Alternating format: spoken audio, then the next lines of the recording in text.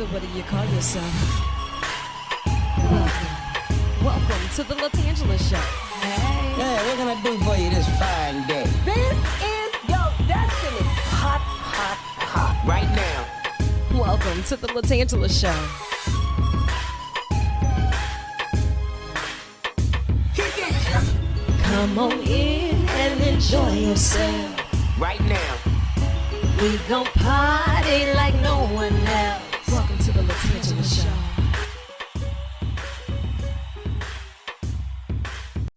Hi, and welcome to another episode of the LaTangela Show podcast. You know, it does my heart well to have this time together.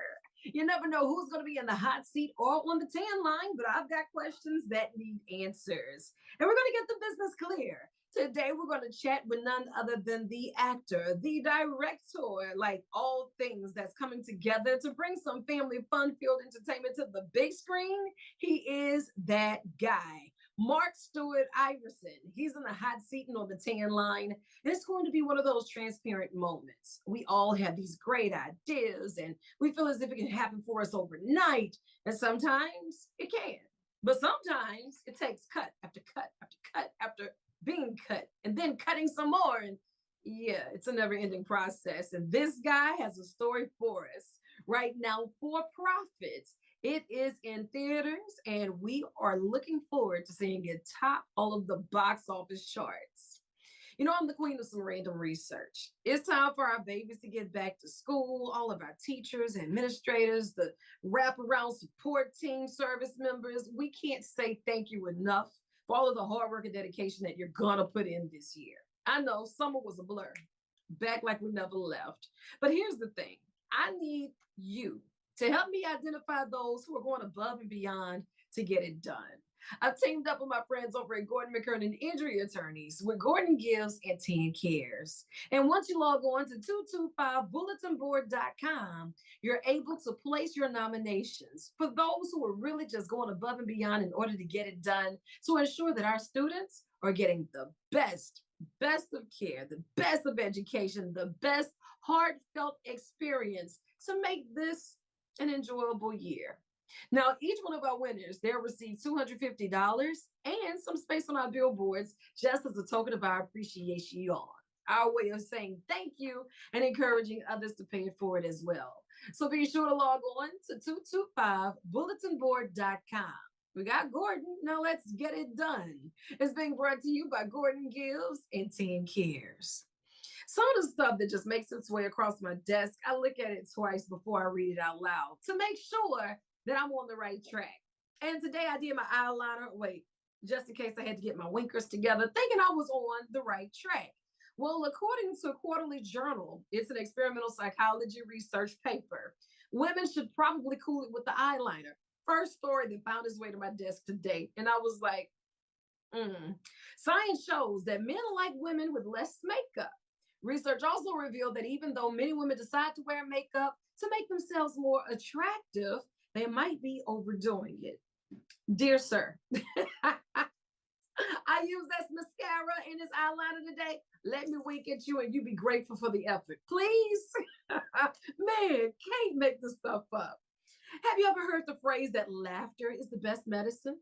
Well, it is indeed true. A study suggests that laughing can improve brain function and short-term memory, and it also reduces stress levels. So if you're feeling stressed, go ahead, get a good laugh in. What did the rug say to the floor? What did the rug say to the floor? Don't move. I've got you covered. You're welcome. That laugh is on me. Being brought to you by my mama and some joke that she got out of the Cracker Jacks box years ago. And she laughs harder every time she tells that little whack joke. But hopefully it added a little laughter to your soul today. Man, got to be more careful. Hey, what did you have for dinner yesterday? What did you have for breakfast today? If you can't remember, don't worry about it. You are not alone. A new poll found that the average American can remember barely half of everything they ate over the last 3 days. It depends. Because if I make these red beans and rice, you're going to remember because we're going to eat that pot of red beans and rice until the red beans and rice gone. Coming up, we do have more random research on the way, and we're going to have this heart to heart on behalf of For Profit. It is now available on all of the streaming platforms, but it's also in theaters, and I don't want you to miss it. Mark Stewart Iverson is in the hot seat on the tan line, and I want you to join the conversation. If you would like to be a guest, all you have to do is submit your information at LaTangela.com. You keep it locked right where you have it. Good morning, sunshine.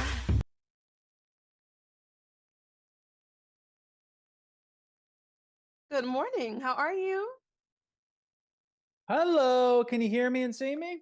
I can hear you now. Can you hear me? Yes, hello. Thank you for having me. Oh, thank you for taking time out of your schedule because I know that you have been busy. You got a lot going on. And as a writer, a producer, a creative, I know getting you and all of the voices in your head in one place at one time, I understand. It takes an effort, but no, really appreciate you helping us spread the word here on the film. So thank you. And it's LaTangela, right? Yes, yes, it is. Now, I want you to remember that because the next time you're doing your auditions for the next, because I know you're always working on the next, just say, look, I need to get my girl LaTangela on the line, and I'm there. Okay, I've been You got practicing it. my dramatic pause and my, oh, Charlie, don't leave me. I'll have it perfected by then. Don't worry, okay? You got it. Sounds great. I love it. Look, you're no stranger when it comes to the world of entertainment, but how did you know you wanted to take storytelling from just a hobby to creating different avenues for others who love the art as much as you do and entertainment that families can enjoy around the world? I felt the calling. I've been making movies for almost 20 years, and I felt called first to express myself through the medium of film. Late in my teens, and I just got that bug and kept it going. But then, when it came to jumping into this film specifically, For Profit, and it being something that has a lot of faith elements and inspirational elements, I felt the calling from God. To be Yeah. perfectly honest, I really felt like he was saying to me, do you want to make a feature film, which was a big goal of mine throughout my whole life?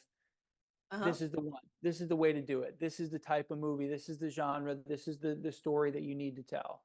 And so, I just really absolutely felt a calling to be a filmmaker and to tell this story, and in this, inspirational kind of genre, that is very much, wholesome entertainment, something you can watch with your family, something that you can actually feel good about telling other people about to go see and fill their hearts. Yeah. That's needed. When you start talking about elements that are just missing, it wasn't that long ago to where wholesome wasn't so questionable, where you could sit down in front of the television and you could watch different shows, and the family didn't have to pick which shows, which commercials. Yeah. How do we explain this? And it's just like, man, even cartoons are almost like you're sitting on pins and needles. So summer months, they're dwindling down, but families, they have more time with their hands together now. So as we're looking for more wholesome entertainment and things that would be thought provoking, even if you're hitting them with a subliminal message that's going to catch them a little later, putting it in real time, how challenging is that for you to do something that is, I guess we could say subliminal messages that you want for the masses because you don't want to turn anyone away, but you want to enlighten everyone that is in front of this film for profit? Yeah, it's a balancing act. Yeah, it's a subliminal spirit. Yeah, you got to slip that subliminal spirit in there. I think I come from comedy, so I did a lot of comedy for about 10 years, and certainly there we didn't hold back with with language and other things like that. So there's definitely a challenge in the script form. There's definitely a challenge, when making a film for the whole family, where you really want to make sure and have the balance of actual good comedy, but also make sure that it's wholesome. So you just, every step of the way, you just kind of got to check yourself and really be aware of what you're writing, with the words that are coming out, the things you're doing with the actors, and how things are coming together in the edit room as well. I think one of the best ways to make sure that you are on the right path for this kind of material is to also have people take a look at it. We had a lot of people review the film early in the cuts, early on the first couple of cuts, and we wanted to get First people's couple of cuts. Wait a minute now, that's a lot of work. All of Yeah. it's great. How do you decide first couple of cuts? Wait a minute.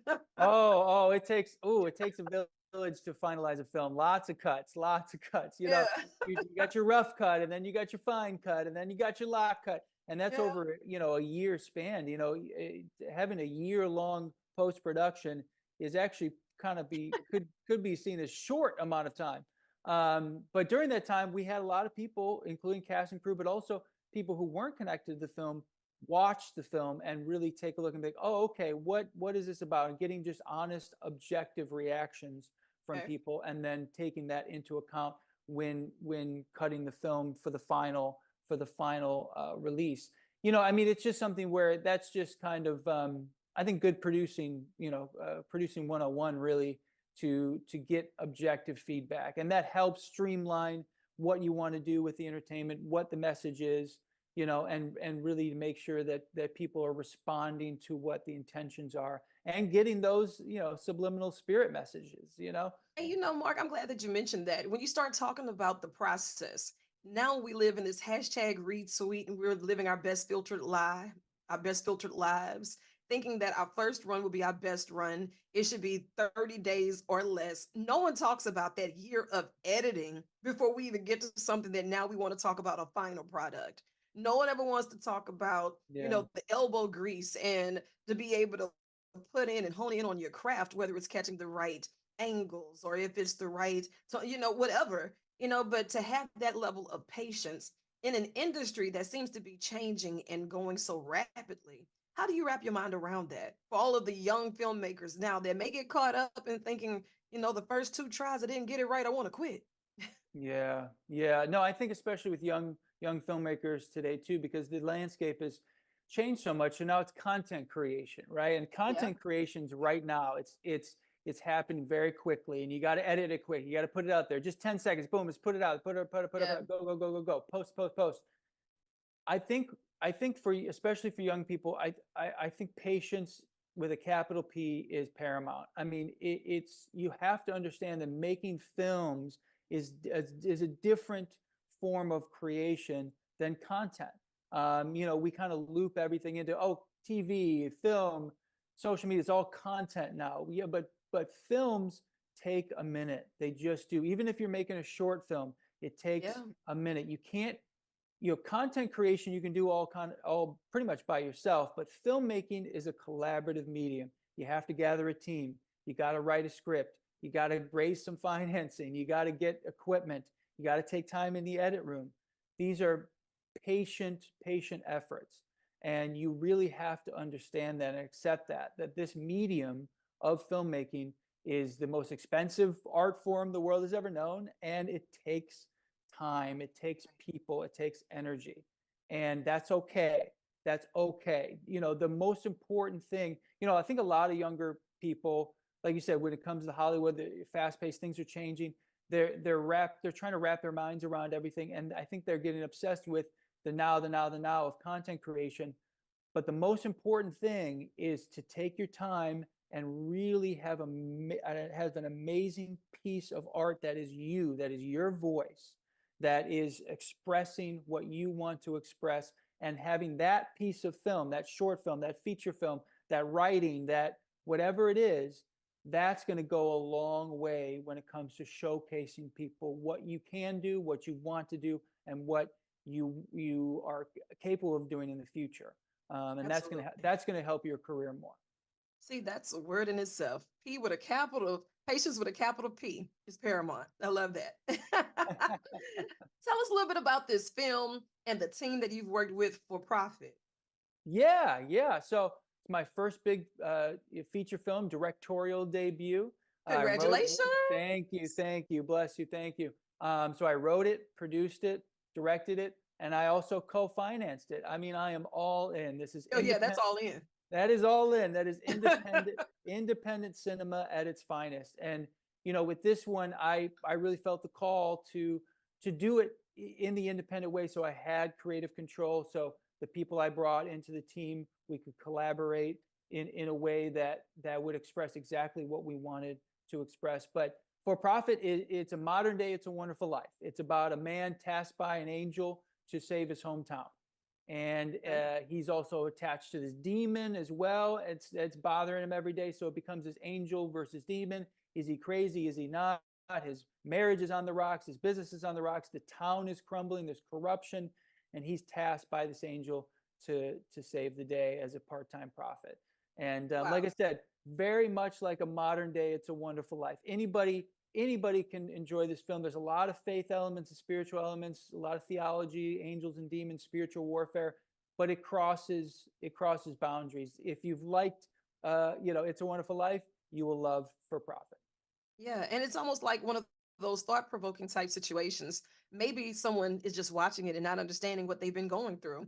Because we're living in these times that now people may deem them as hopeless times, when it may Yeah. just be that one person that is sent here to be that beacon of light to turn things around.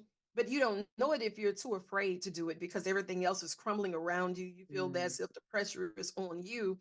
But if you just show up consistently, like, what is he doing when they say for profit? I mean, was he already a pastor that was running around, or is it going to catch everybody in the town off guard that this guy is now doing it the right way?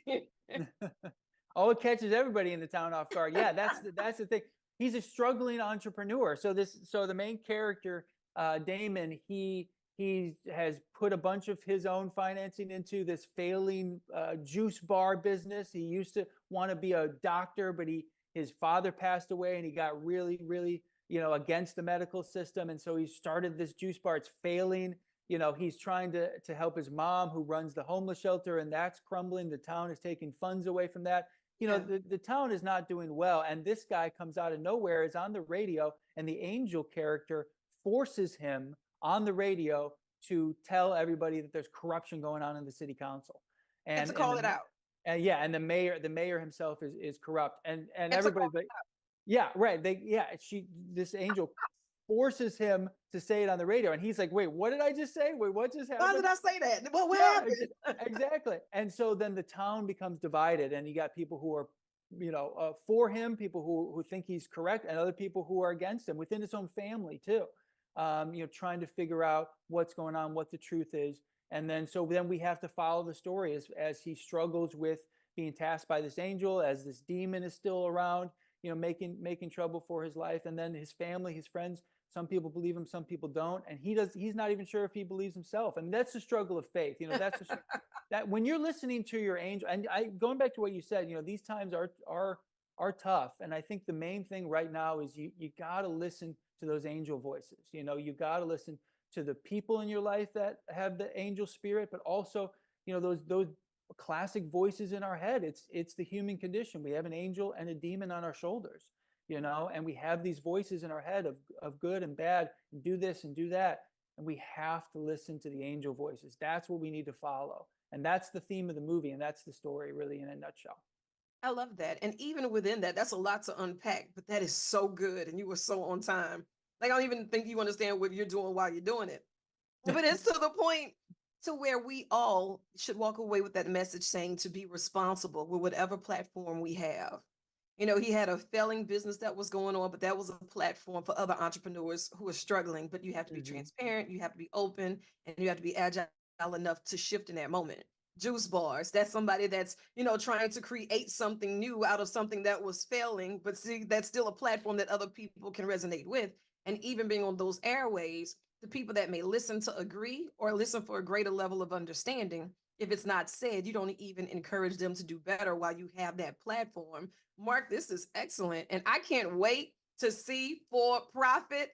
I mean, being that you took a year to put other stuff on the cutting room floor, surely there's a part two that's in the making. So I want to hear all about it. And I want you to know that this is an extension of your office. So whenever you have things going on, you jump in the hot seat on the tan line, or you make your way to Louisiana, and I got you. But thank you, LaTangela. Thank you so much. I appreciate your support so much. And well, the big news is today we are on video on demand. We're on cable and digital Yes. across the platforms, mainly Amazon. Check it out on Amazon. Watch it there. Rate it, review it, spread the prophecy there. But we're across lots of platforms: Google, iTunes, Apple TV, Vimeo, Vudu.